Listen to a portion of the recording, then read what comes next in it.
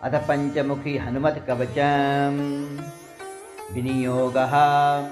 ओम अस्य श्री पंचमुखी हनुमत कवच स्तोत्र मंत्रस्य श्रीरामचंद्र ऋषिर अनुष्टुप् छन्दः।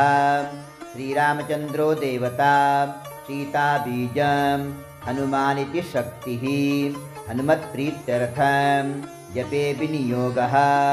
पुनर्हनुमान् इति बीजम् ओम वायुपुत्राय इति शक्तिः ओम अंजनीसुतायेति कीलकं श्रीरामचंद्र वर प्रसाद सिद्धर्थे जपे विनियोगः। करन्यासः। ओम हम हनुमते अंगुष्ठाभ्यां नमः। ओम बम वायुपुत्राय तर्जनीभ्यां नमः। ओम अंजनीसुताय मध्यमाभ्यां नमः। ओम राम रामदूताय अनामिकाभ्यां नमः। ओम रुम रुद्रमूर्तये कनिष्ठिकाभ्यां नमः। ओम शं सीताशोकनिवारणाय करतलकरपृष्ठाभ्यां नमः। हृदयादिन्यासः। ओम अंजनीसुताय हृदयाय नमः। ओम रुद्रमूर्तये शिरसे स्वाहा। ओम वायुपुत्राय शिखाय बखट। ओम अग्निगर्भाय कवचाय होम। ओम रामदूताय नेत्रत्रयाय बहुषट। ओम पंचमुखी हनुमते अस्त्राय फट् विनियोगः। श्रीरामदूताय आंजनेयाय वायुपुत्राय महाबलाय सीताशोकनिवारणाय महाबलप्रचण्डाय लंकापुरी दहनाय फाल्गुनसखाय कोलाहल सकल ब्रह्मांड विश्वरूपाय सप्त समुद्र निरंतर लंघिताय पिंगल नयनामित विक्रमाय सूर्यबिंब फल सेवाधिष्ठित निराक्रमाय संजीवन्याम अंगद लक्ष्मण महाकपि सैन्य प्राणदात्रे दशग्रीव विध्वंसनाय रामेष्ठाय सीतायां सह रामचंद्र वरप्रसादाय षट्प्रयोगागम पंचमुखी हनुमत मंत्र जपे विनियोगः। दिग्बंधः। पीली सरसों लेकर के और चारों तरफ घुमा देना चाहिए इस मंत्र को बोल करके। ओम हरि मरकट मरकटाय स्वाहा। ओम हरि मरकट मरकटाय वम वम वम वम वम फट स्वाहा।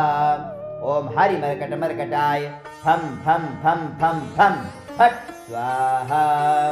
ओम हरि मरकट मरकटाय खम खम खम खम खम मारणाय स्वाहा। ओम हरि मरकट मरकटाय ठम ठम ठम ठम ठम स्तंभनाय स्वाहा।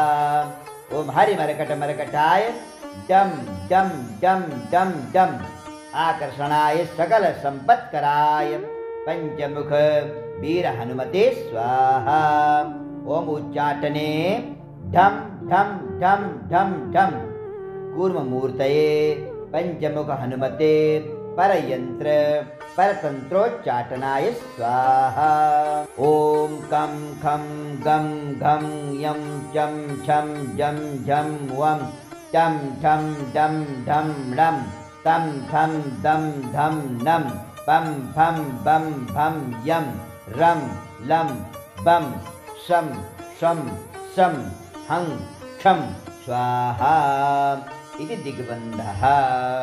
ओम पूर्वकपि मुखे पंचमुख हनुमते ठम ठम ठम ठम ठम सकल शत्रु संहारणाय स्वाहा। शत्रुओं का संहार करना हो तो इस मंत्र का जाप करना चाहिए। ओम दक्षिण मुखे पंचमुख हनुमते कराल बदनाय नृसिंहाय ह्राम ह्राम ह्राम ह्राम ह्राम सकल भूत प्रेत दमनाय स्वाहा। ये भूत प्रेत की बाधा को दूर करने के लिए इस मंत्र का जाप करें। ओम पश्चिम मुखे गरुणासनाय पंचमुख वीर हनुमते मम मम मम मम मम सकल विषहराय स्वाहा। विष को दूर करने के लिए इस मंत्र का जाप होता है। ओम उत्तर मुखे आदि वराहाय लम लम लम लम लम नृसिंहाय नीलकंठाय पंचमुख हनुमते स्वाहा।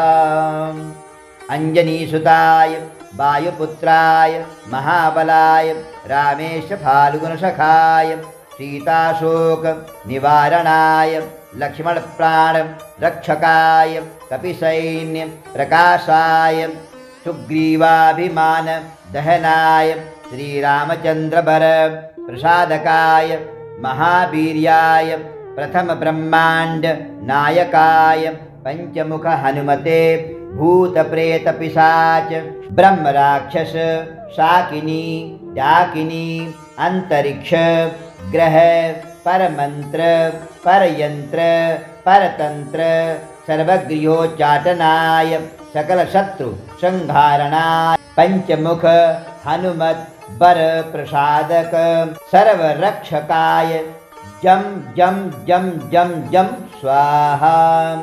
इदं कवचं पठित्वा तु महाकवचं पठेन्नरः एकवारं पठेत् नित्यं सर्वशत्रुनिवारणं द्विवारं तु पठेत् नित्यं सर्वशत्रुनिवारणं त्रिवारं पठेत् नित्यं सर्वसम्पत्करं परं चतुर्वारं पठेत् नित्यं सर्वलोकवशीकरं पंचवारं पठेत् नित्यं सर्वरोगनिवारणं षड्वारं तु पठेत् नित्यं सर्वदेववशीकरं सप्तवारं पठेत् नित्यं सर्वकामार्थसिद्धिदम् अष्टवारं पठेत् नित्यं सर्वसौभाग्यदायकं नववारं पठेत् नित्यं सर्वैश्वर्यप्रदायकं दशवारं पठेत् नित्यं त्रैलोक्यज्ञानदर्शनम् एकादशं पठेत् नित्यं सर्वसिद्धिर्लभेन्नरः एकवारं पठेत् नित्यं सर्वसिद्धिं लभेन्नरः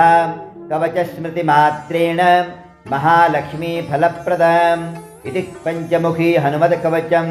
हरि ओं हनुमते नमो नमः।